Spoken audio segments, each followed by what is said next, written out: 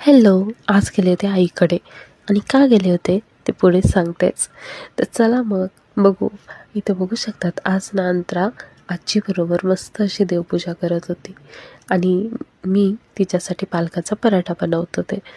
किचनमध्ये असल्यावर मला एक गोष्ट खूप खूप जाणवते, ती म्हणजे ही की मी लग्नाच्या आधी कधीच किचनमध्ये गेले नाही. म्हणजे तशी कधी वेळच आली नाही माझ्यावर किचनमध्ये जाऊन काहीतरी बनवण्याची वगैरे. बाकी वरची कामं मी करायचे.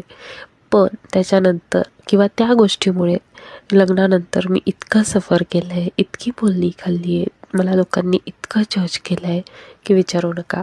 जेव्हा केव्हा वेळ मिळेल तेव्हा ती पण गोष्ट नक्की शेअर करेल. सो आज गेले होते आईकडे संध्याकाळी. आईनं ना मस्त अशी लसणाची तिखट चटणी, वरण बनवलं होतं आणि आईनं मला चटणी घ्यायला बोलवलं होतं. आणि ही आई माझी एक गोड आई, जिच्या चेहऱ्यावर नेहमी हसू असतं आणि तिला बघून मला खूप बरं वाटतं. आणि ही माझ्या बाबांनी आणली होती मस्त ताजी अशी भाजी. आईवडिलांचं प्रेम किती वेगळं असतं ना आपल्यासाठी. आणि हो, हे तेच घर आहे जिथं मी लहानाची मोठी झाली. त्यामुळं मला खूप छान वाटतं. माझ्या चेहऱ्यावर मस्त अशी स्माईल येते माझ्या आईला, माझ्या मुलींना आणि ह्या घराला बघून.